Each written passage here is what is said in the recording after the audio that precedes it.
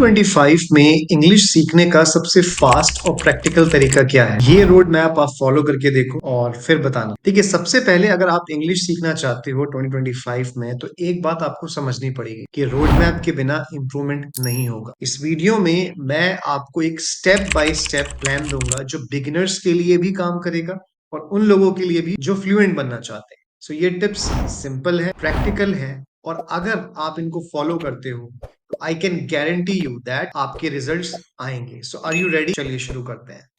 So, step number one, daily exposure to English. The first step is to immerse yourself in English every single day.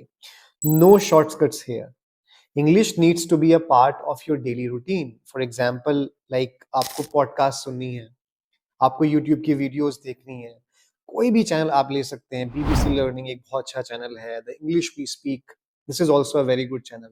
अगर आपको entertainment पसंद है तो आप Netflix की shows देखिए, फ्रेंड्स देखिए, या ऑफिस देख सकते हो, सूट्स देख सकते हो। But remember, don't just watch, you have to observe as well. Notice how people pronounce their words, their expression, their intonation, और जो आप सीखते हो उसे अप्लाई करना मत भूलो। Practice the same phrases in your daily life. For example, जैसे मैं कभी कोई मूवी देखता हूँ तो अगर जब मुझे अच्छा लगता है कि ये डायलॉग बहुत अच्छा है तो मैं पॉज करता हूँ, मैं वैसे ही कहने की कोशिश करता हूँ, क्योंकि जिस स्टाइल में उसने कहा है। So this really helps. This really helps. Step number 2, vocabulary building made fun. आपको बोरिंग vocabulary list को अलविदा कहना होगा. Instead, learn just 5 useful words or phrases every day. Yes, I'm right. देखिए, for example, if you come across a phrase like I couldn't agree more or did you do it, so इसको अपनी conversations में use करिए. Another example, if you're learning a word, let's say overwhelmed, okay, so make a sentence with this. Say I feel overwhelmed when I have too much work. ऐसे बोलिए, उसको अंदाज में बोलिए। जैसे अगर आप हिंदी में इस सेंटेंस को बोलते तो आप कैसे बोलेंगे? तो पहले वर्ड पकड़ा, उसके बाद उसी को आपने उसी अंदाज में बोलने की कोशिश करी। बहुत सारे लर्नर्स को मैंने देखा है, when they speak English तो वो इतने सहम जाते हैं, they become very serious. No, it has to come natural. आपको वो हैबिट शुरुआत से बनानी पड़ेगी। अगर आप चाहते हैं कि वोकैबुलरी आपका नेचुरली एक पार्ट बन जाए, तो आपको वर्ड सीखना है, लिखना है, बोलना है और मिरर के सामने प्रैक्टिस करनी है। And this is really going to help you, trust me. ये मेरी प्रैक्टिकल टिप है जो मैंने अपनी लाइफ में अप्लाई की है, मैं अभी भी करता हूँ जब मैं कोई नया वर्ड सीखता हूँ, एंड आपको भी करनी चाहिए। Step number 3, practice speaking every day, the most important part of your learning journey. See, speaking is the backbone of fluency, but the problem is most people hesitate to speak because they are afraid of making mistakes. लेकिन याद रखो, mistakes are proof that you are learning. Okay, failures are the stepping stones to success. Start small. मैंने अक्सर learners को देखा है कि शुरुआत में they get intimidated कि बहुत कुछ होगा, मैं कैसे ग्रामर के रूल को रटना है, मुझे कैसे समझना है। No, you just have to start from a very basic, my dear. Speak to yourself in front of the mirror. For example, अगर आज आपने एक 3 phrases सीखे या 3 sentences सीखे, okay, I can't do it, so उसको वैसे ही अंदाज में बोलिए सामने मिरर के सामने और प्रैक्टिस करिए। Answer simple questions like what are my plans today? What did I learn yesterday?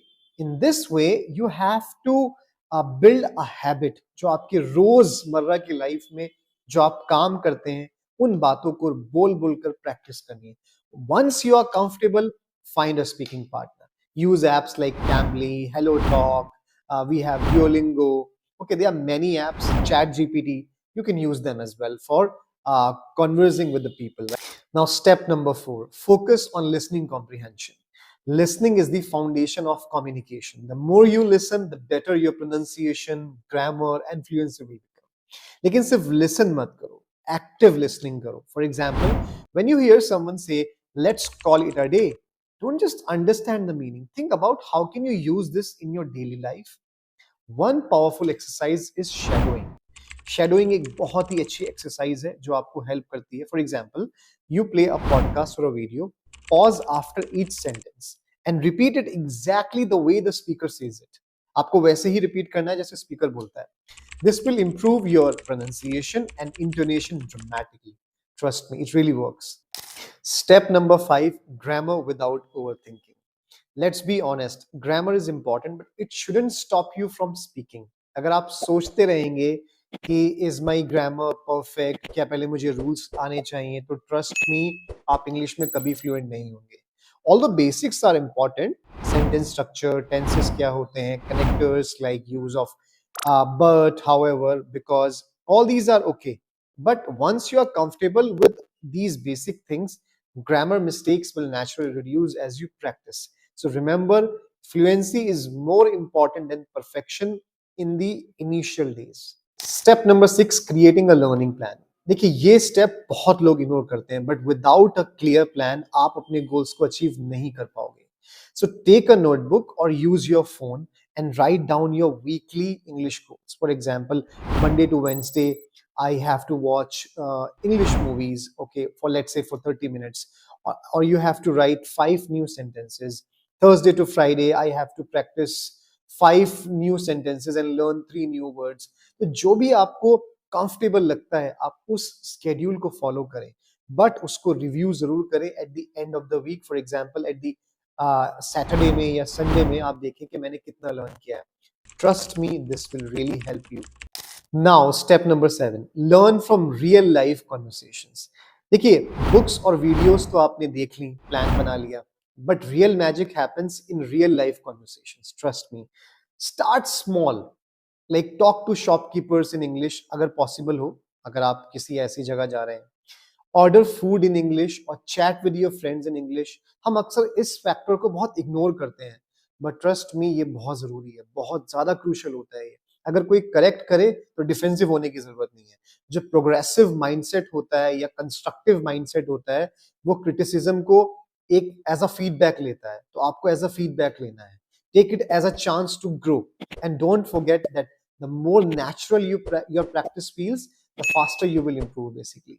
And last, step number 8, develop the right mindset. Last but most important, your mindset matters the most. आपको अपनी English को एक exciting challenging journey की तरह लेना है, ना कि एक बोरिंग टास्क की तरह कि मुझे ये करना है, मुझे आज ये करना है. नो, हमेशा याद रखिए, which I believe that progress is better than perfection. हर छोटी सी इंप्रूवमेंट को सेलिब्रेट करो. Think of English as a skill that makes your life better, not something that's holding you back. So if you follow these 8 steps with dedication, I promise you that your English will improve faster than you expect. And the best part, you will not only speak confidently, but you will also enjoy the process. So thank you so much everyone for watching this video. If you really like this video, do hit the like button, share and subscribe to my channel. Next video से हम लोग एक series शुरू करने जा रहे हैं, जिसमें 30 days का एक सीरीज होगी for the spoken English. So just keep watching and thank you so much. Take care.